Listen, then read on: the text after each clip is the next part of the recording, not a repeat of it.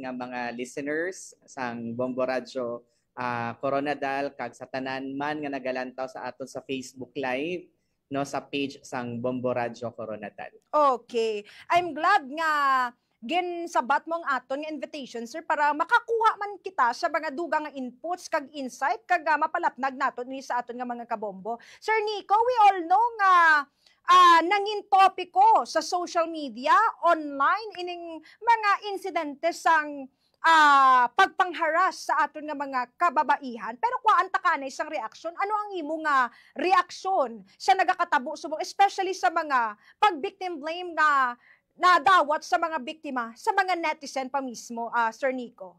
Okay. Ako no bilang isa ka psychologist, ang stand ko gidira is we always have to be kind, especially sa mga biktima sang harassment. Talking about victim blaming, hindi gid siya abi makabulig no recover, especially sa mga biktima sang abuse. Kaya inang mga biktima sang abuse, syempre maka-experience na sila sang trauma. So paano sila maka-recover? Paano naton sila mabuligan kung i-blame pa naton sila sa mga nagakatabo? Okay? So sa issue naman about dira no sa kay damo gid man subong no, ang akon lang nga ginaano is that we have to be considerate, we have to be kind and compassionate man sa mga biktima sang miskan ano pa nga pang-abuso. Kay wala kita sa lugar nila. No, hindi ta naintindihan ano ang ilang nabatsyagan, hindi ta naintindihan kung ano ang ilang sitwasyon. So we have to be at least be kind to them, no, and understand their situation. Kay kung kita ang ara sa sitwasyon, hindi ta man balaan kung paano kita mag-react. Okay. Sir Nico, bilang isa ka rehistrado nga psychologist, so ikaw biktima ka sang pagpanghurikap, sang sexual abuse, magkalain-lain ang coping mechanism sang kada individual. Ti ano ang plastada sini mga biktima, sir, nga ginhurikap sila, nga wala sila nakatingog, sir? Pwede mo siya ma-explicar para sa mga kabombo naton? Okay. Atong amon gani nga stand no bilang tawag sini bilang organization sa psychologist. Nag-post kami para maintindihan sa mga tao nga ang reaction sa tao pag-ara siya sa traumatic event, dangerous situation, lain-lain gid na siya.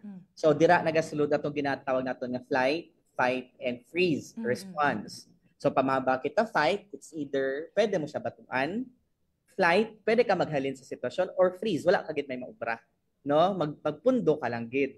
So sa amo sina nga sitwasyon, automatic bina siya nga response sang aton nga lawas. It's our brain's response to this kind of situation. So hindi naton siya pwede i-compare ang aton nga behavior, personality man na ang aton reaction sa ibang nga tao because nagakalain-lain ang aton nga reaction. So hindi naton pwede i-impose sa isa ka tao nga ay dapat amo ni ang aton nga maging reaction because lain-lain ang aton nga perspective sa mga sitwasyon kung diin man kita nakabutang, no, especially kung ara kita sa traumatic nga situation or traumatic event or dangerous situation at that. Okay, so lain-lain pud ang coping mechanism sang tao, nakadepende na siya sa personality niya. So diin naghalin pud ang personality sang tao. So ang personality sang tao could either be influenced by the environment, paano siya ginpadako, sino ang mangupod niya, paano ang iyang growing up, no? Okay. Ang environment nga nagapalibot sa iya, ang experience niya pod. So that would also be a factor sa kung paano ma-develop sang tao ang coping mechanism kag ang iya pod nga resilience pag abot sa sini nga mga dangerous nga mga situation. So, but silingon, sir, magkalain-lain ang coping mechanism sang kada individual, naga-vary dira ang iya nga nadakan, naga-vary man dira ang iya nga mga kung ano mga contributing factors sa iyang environment. So, tama tong imo nga explanation para sa aton nga mga tigpalamati, Sir Nico. Paano nagaumpisa ang victim blaming, Sir Nico, sa aspeto sang psychology? Nga ami existence sang victim blaming? May ara kita sang victim blaming kung gina-manipulate naton ang isa ka tao. Manipulate in a sense na ginapabatsyag ta sa iya nga victim na gani siya pero may ara pa siyang sangsala, no? So dira nagasulod atong term nga ginatawag naton nga gaslighting. No, actually ang term nga gaslight, no, sa dictionary sang psychology na ano siya na publish or na include na siya as part of the terminology sa psychology sang American Psychiatric Association, APA, or Psychological Association gali, no, sang 2023 may ara na gali kita sang term na ginatawag nga gaslight. So ano ini siya? So ang gaslighting is kung gina-manipulate naton, no, ang isa ka tao para i-doubt niya ang iyang perception, ang experience niya kag pagkaintindi sa mga bagay-bagay. So ining term nga ni gina-refer ni siya, no, sa manipulation to include mental illness or to justify, no, the commitment sang pag-gaslight sang tao. So especially say for example atong sa victim blaming. So, paano nagasulod si gaslight dira? So, imbis na intindihon ta na siya ang biktima sa isa ka insidente, sa isa ka traumatic incident, magkaroon sang victim blaming kung ginapabatsag pa naton sa iya nga na biktima siya sang trauma because may mali siya nga or may ara siya wala na obra. Say, for example, sa case ng rape, halimbawa, although sensitive ang rape. So, usually ang ginahambal dira sa mga tao, ang ginapamangkot dira ano ang bayo mo, sino ang upod mo. So if that is the case, say for example sa pamayo na lang, ano ba ang bayo mo? Ano ba ang iyang outfit? So instead niya intindihon ta ang tao sa natabo sa iya, pagpamangkot pa lang sa kung ano ang bayo niya, it seems that ginamanipulate nato at some point may ara siya sang mali. Okay. Dito nagasulod ang victim blaming. Ang gaslighting nga ginatawag. So, Butsilingon, sang ginapamangkot pa lang naton kung ano ba ang suksok mo itong nahurikap ka, it's a form of manipulation na gali Sir Nico? It's a form of manipulation. Kaya nga kailangan naton mabalaan ano ang bayo niya sang time nga to.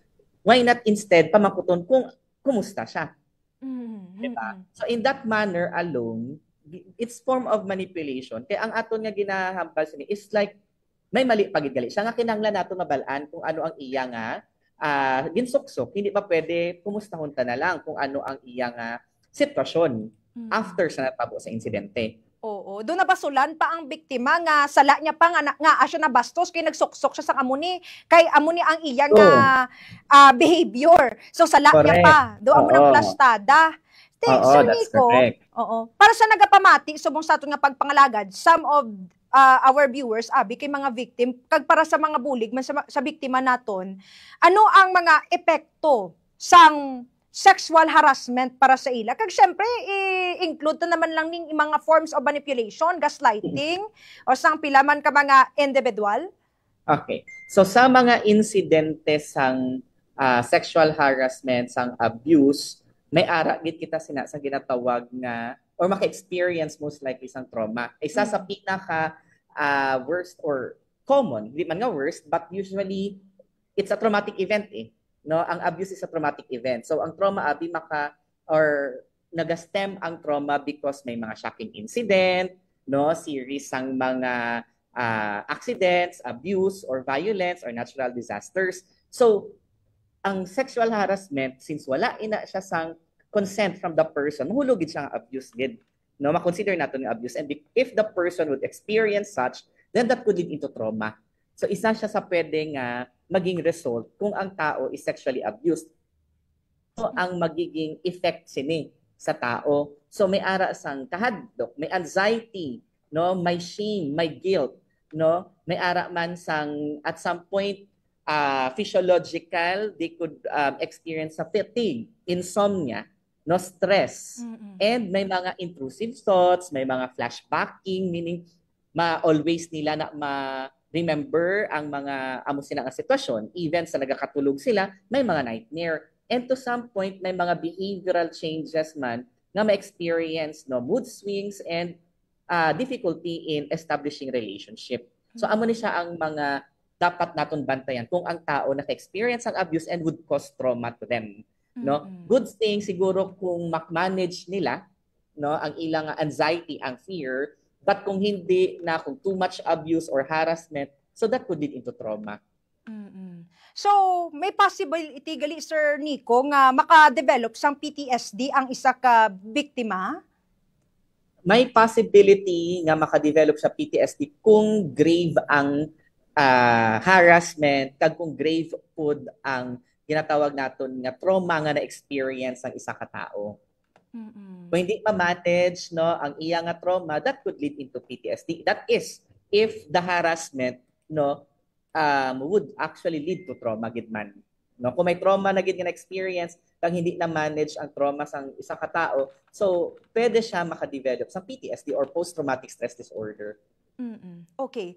Para sa mga nagapamati nga pamilya sa mga biktima, Sir Nico, ano ang pwede nila mabulig sa ilang himata nga biktima sang pagpangharas? Kay it seems like hindi natin ma-please tanan sa social media, mayara gid sang ma-comment abi ang iban nga tawo. Syempre, ang pinaka-healthy abi nga pamaagi is support from the family kag friends. Anong pwede nila mahimo sa mga biktima sang na sexual abuse, Sir Nico? That's actually correct. Hindi tagid man ma-please no ang reaksyon sang iban nga tao. So tama man agyapon bumirang nga kinahanglan gid sang support system. No? Strong support system, emotional, psychological support ang kailangan. And then ang isa sa pwede nila obrahon is to focus sa mga bagay nga may control sila. So ano ato ang makontrol nila nga bagay? Number one, ang relationship nila with the family. Kailangan gid i-strengthen nila ang relationship sa family. And kung kaya nila mag-detoxify sa social media, since very toxic, no, ang makita naton negative always ang ara sa social media. So detoxify, hindi hindi na mag-engage sa social media. And ang reaction abi sa mga tao, may it be negative or positive, hindi na naton makontrol. So filter the things nga gusto mo pamatian, kag filter ang mga comment nga gusto mo man mabasa. So kung feeling ninyo, say for example sa family, hindi healthy ang social media, ang mabasa ninyo, detoxify sa social media and strengthen ang family support. Importante gid ang support system. Kaya kamo man lang ang nagaintindihan na. Okay. So, ang pamilya gid ang importante kag mga abyan nga trusted sang isa ka biktima. So, as much as possible may mga makontrol man kita ang mga ginalantaw naton sa social media kag engagement naton. Agod nga mangin kita, malinong man ang aton nga mental state o samtang gina-process pa naton ining mga natabo sa aton nga trauma kag encounter. Pero Sir Nico, may pamangkot ako. Paano malikawan ang mga gaslighter? Kunyari, ara ako sa situation nga gina-gaslight ako, gina-invalidate ang akon nga nabatyagan, gina-twist ang kamatuoran in favor sang nagapang-gaslight sa akon. Paano mo masugpo, matap na ining mga pang-gaslight situation, Sir Nico? Sa amo abi sila nakadepende man gid na siya sa kung ano ang emotional well-being sa isa ka tao. No, lain-lain kita sang coping, gabalik abi siya sa coping. So kung kita taas ang EQ naton, may iban nga nugo ang EQ. So kung paano naton masugpo ining gaslighting, asala sa mahambal ko is if we know ourselves, if grounded kita sa sarili naton, ngat balaan naton kung ano ang aton nga ginapanindugan, kung balaan ta nga ara kita sa tama, hindi kita dapat magpadala sa kung ano man ang mga negative nga ginahambal sa mga tao. Hindi kita magpadala sa pag-manipulate sa ibang nga tao. Kaya hindi kita magpadala sa mga ginapang-gaslight sa aton. So long as we know to ourselves no, ano ang kamatuuran, then we have to stand our ground and we have to be firm with our principles, with our perspective. So amula na siya ang isa sa mahambal ko. Kay hindi taman gid abi na siya mapilit sa iban nga tao no. Depende gid man na siya sa kung paano nila ginatan-aw ang sitwasyon at kung paano ang ilang emotional well-being. Okay. But then if you know your ground, if you know nga ara ka sa tama, panindugi.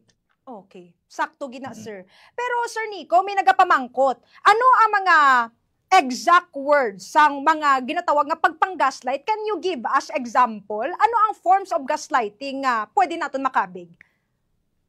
Okay. Subong abi damo-damo na forms sang pang-gaslight, no? like say relationship, okay, may ara sang may mga gaslighting examples kita. So halimbawa, butang ta na lang, no, pag i-transfer mo ang blame sa isa ka tao. So halimbawa, no, sa isa ka sitwasyon, mahambal ang isa ka tao nga kung may nag-inaway, ay wala man ko, di matani ko mga kid kung wala mo ko gin-provoke. So it's one way of gaslighting your own ang tawag sini ang pagpangakig mo, it's because lang gin-provoke ka, no? And then like for example, sa another example naman, no, sa tawag sini ining mga gamay good nga mga insensitivity nga joke, kung mag-respond kita, no, sa mga joke, usually halimbawa ang joke is bala naton offensive, and then ma-offend ang isa ka tao, mabakay overreacting ka lang, OA ka, without, no, kumbaga gina-blame pa naton ang isa ka tao in that manner nga bala naton offending kita, pero ginabalik ta sa ila ang blame, no? So that's part of gaslighting as well, nga mabakay sensitive ka kaayo, so maamo na siya nga bagay nga in fact we know nga kita ang may mali, pero ginabalik naton sa ila nga sila ang mali. Sakto gid sir. Pinamangkot ko ni siya, agod nga maintindihan sa mga nagalantaw diri kung ano ang gaslighting. Hindi lang ni siya ginagamit abi nga termino basta-basta lang kay new word sa inyo nga dalunggan. So mayara ni siya sang meaning. Kag kinahanglan naton mahibaluan ang grounds sang gaslighting. Pero sir, ang mga gaslighter ba, aware ba sila nga gaslighter sila? To some point, hindi sila aware, no? Kung ako magtanaw, hindi sila aware nga nagagaslight sila. Actually, daw ginagamit ta na gani ni siya nga term pa dati no? Subong lang kumbaga, subong lang siya nagkaroon sang daw technical quote and quote term na gaslight, no? Kung tanawon ta in common tawag sini in common term naton daw gapamasol kita no, nga kita na ang mali, kita na ang may sala, pero ang aton nga natungdan amo pa to ang aton nga ginabasol sa mali nga ginubrata, no? Pero subong lang siya nagkaroon gid sang technical term which is gaslight, no? So kung ako magtan-aw, hindi aware ang tao nga nagapang-gaslight, pero subong kay may pangalan na, may term na, I know some people are aware nga gapang-gaslight na sila, pero ginagamit nila to para maglimpyo at somehow ang ila pangalan, and siguro maybe it's a defense on themselves kaya hindi nila madawat nga sila ang may-ara sa mali. So defense mechanism naman on their part para malimpyo pod ang ila pangalan. Okay. Ambot sa lingon, Sir Nico, kapag maka-encounter ka sang gaslighter, hindi na sila magpa-confront. Apisar nga gina-confront mo, mayara gina sila sang isabat sa imo. Anong maayo sinahimon, Sir Nico, man? Again, Luat, sorry Okay. ako na. Okay. Siling ko, kay ako in real life, damo ako sang ina-encounter nga mga gaslighter. Tapos kada gina-confront ko sila, hindi sila magpa-confront. Kada ano bala, ginaako nila nga, I'm sorry, pero may yara pa sang justification. But silingon, Sir Nico, wala nagpa-confront ining mga gaslighter? Well, it's because sino ba naman ang sino ang willing gid mag-ako sa mali nila. Diba? May ara gid na abi tendency ang tao nga kung nadakpan na nga may mga mali, hindi na nila pag-akuon, may justification gid. So that's a normal, the normal reaction magyapon sa isang tao nga once nga kung baga pa to save ourselves man po, di ba, kisa we have the tendency nga hindi kita mag-admit 100% sang mali naton. Yes, at some point may gina-admit naton, pero may reservation, may justification sang action. And that's one way also para hindi po kita kung sa coping mechanism pa na, sa defense mechanism, is hindi man po kita maging anxious sa aton nga mga tawag sini sa aton actions. Kaya ang rationalization is one of defense mechanisms nga may ara kita, no? So gina-rationalize ang aton nga utok nga ang mga mali is ang ginaobra naton. So that's one way. So yes, may admit, pero may rationalization para hindi ma-anxious ang aton nga ego as part of sang aton nga defense mechanism na siya. So what silingon may ginatawag kita kada individual labi may mga defense mechanism pero ano mas maayo ni Sir Nico kung hindi gid magpa confront kiver na lang. Kung ako, magtan-ako, hindi siya magpa-confront so long as balaan mo sa sarili mo kung ano ang tama, kung ano ang tuod, babayan ka na lang because miskan ano matabo, people will have anything to say. No, it's your words against their words. But kung ikaw, for example, balaan mo sa sarili mo kung ano ang tama, kagaya mo panindugan, so be it. Okay. Kung hindi man sila mamati, kung i-gaslight nila, so be it. So long as ikaw, balaan mo ang imong ground. Okay. Bilang psychologist, Sir Nico, para sa mga kabombo natin nga nagalantaw mga para may tips man sila, paano dapat ginahandle ang isa ka biktima nga naka-experience sa sexual abuse, Sir Nico? Paano maging gentle sa ila nga hindi mag-trigger ang ila nga natabo sa ila? Number one, tanong tagid as to up to what extent no ang abuse. No, karon kung ang abuse nakakos ang trauma, mas maayo gid na i-refer sila sa expert. No, we have DSWD para mabuligan sila. No, may stress debriefing because again nga may ara sang trauma because it is caused by stress. No, ang stress, kung ang trauma makakos ang stress kaya hindi ma-manage, dira naman nagalit sa PTSD or post-traumatic stress disorder. Now, paano i-handle? So let's be kind, no, and understanding sa case sang mga victims sang abuse, victims sang trauma. So hindi naton if possible hindi naton tawag sini pagbalik-balikon sa tao kung ano ang natabo, no? Hindi kita mamangkot sang mga sensitive nga bagay nga maka-trigger sa negative nga situation or negative nga incident sa ila. Mas maayo nga pamangkoton naton sila kung kumusta sila, ano ang mabulig naton sa ila, no? In that way, no, magiging supportive ang environment.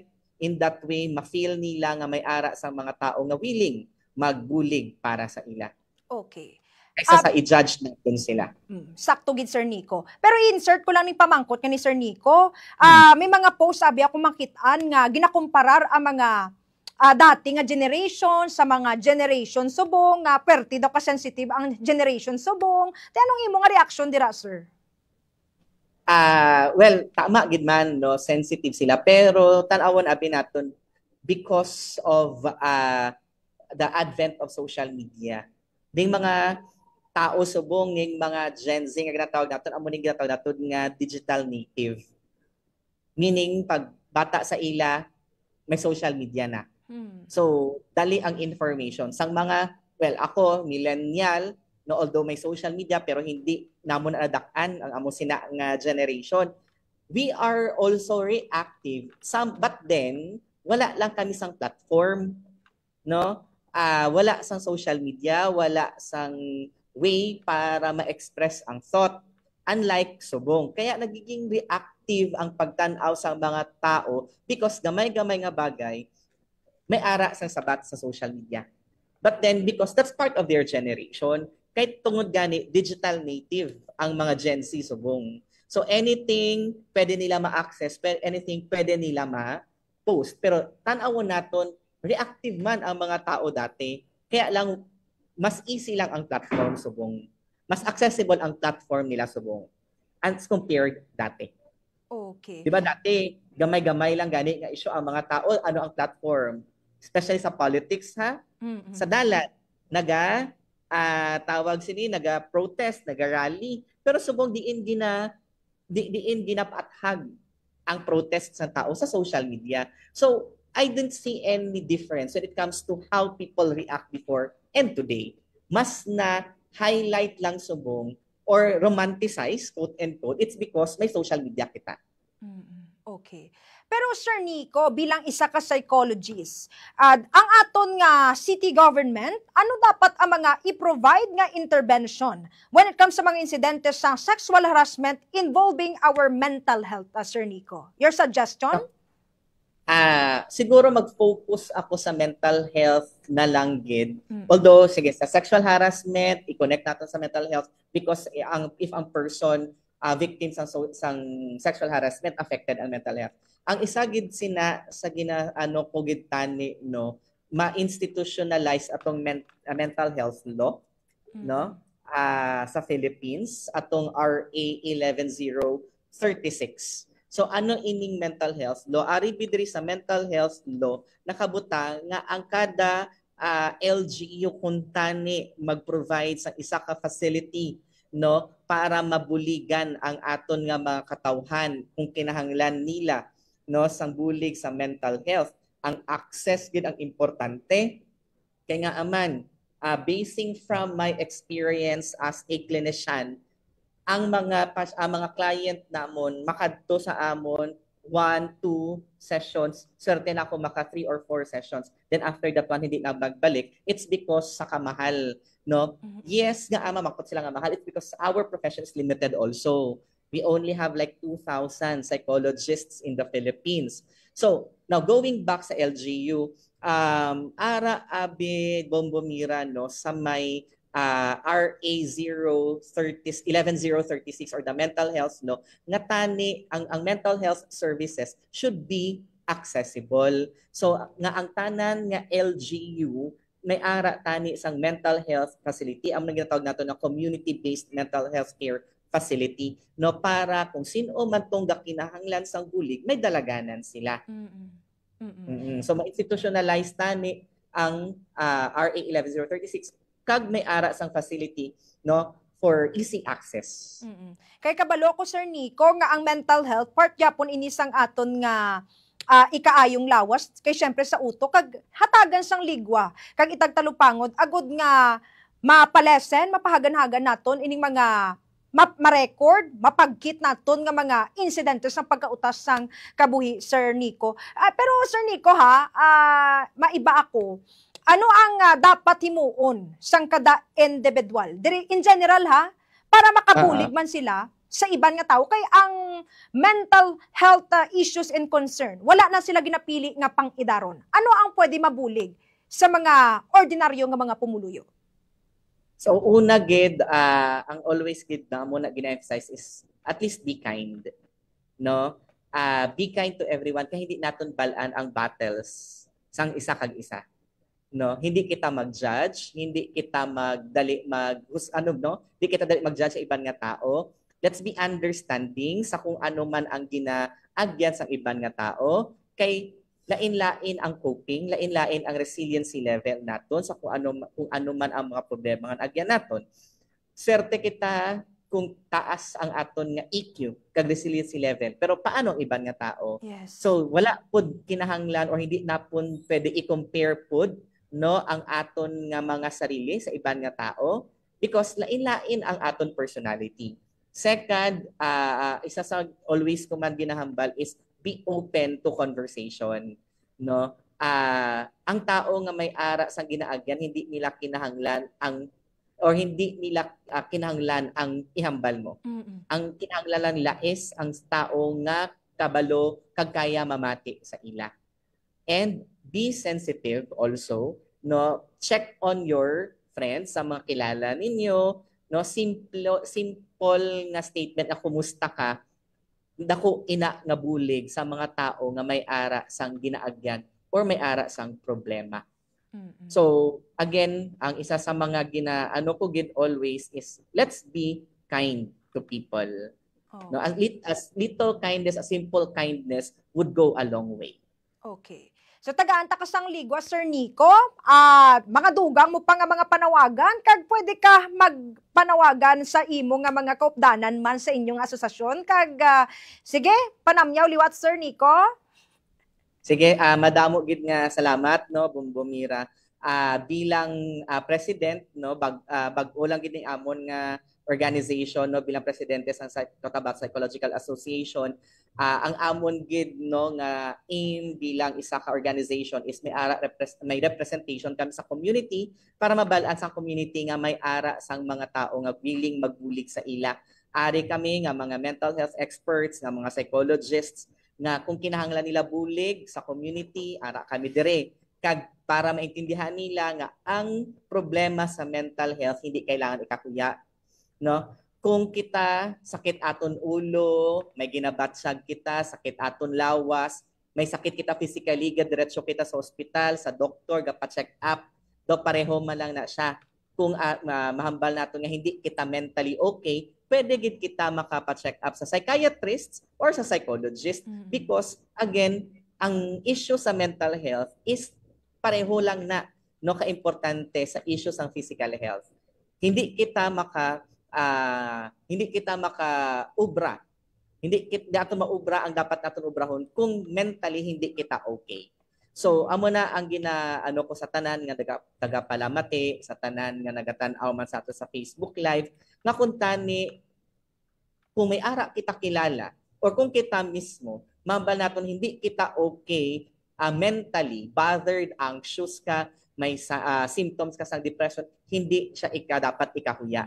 Hindi kita dapat magtago, no? Dapat nato na siya atubangon kay para matagaan naton sa solusyon kag mabuligan kita because gusto gid namon nga ma-end gid ang stigma sa ginatawag naton nga mental health issue na daw normal lang siya nga sakit. Kag normal lang siya nga magpatan-aw ka sa expert, sa psychologist or psychiatrist because concerned kita sa mental health sa tao. So, din ka mo pwede i-reach out, Sir Nico? Kami mga nagapamangkot na? Ginaano kung may ara man no sa nagapamangkot ni ara kami sa official Facebook page namon, South Cotabato Psychological Association. You can always PM us no so that kung ano ang concern, mahatag man namon paano ang pwede man pud namon mabulig sa inyo. Okay. Madamo gid nga salamat, Sir Nico, kay damo kita nakuha nga insights kan nakabulig ka sa tanan-tanan nga mga biktima, kag sa tanan-tanan nga may mga ginapangatubang sa ilang nga mental health. Madamo gid nga salamat, Sir Nico. Godspeed. Madamo man nga salamat, Bombo Mira, kag sa Bombo Radio Coronadal no sa ligwa nga ini nga ginhatag mo sa akon kag sa kaupod sang amon nga organization para ma-promote no ang mental health awareness sang aton man nga community diri sa South Cotabato.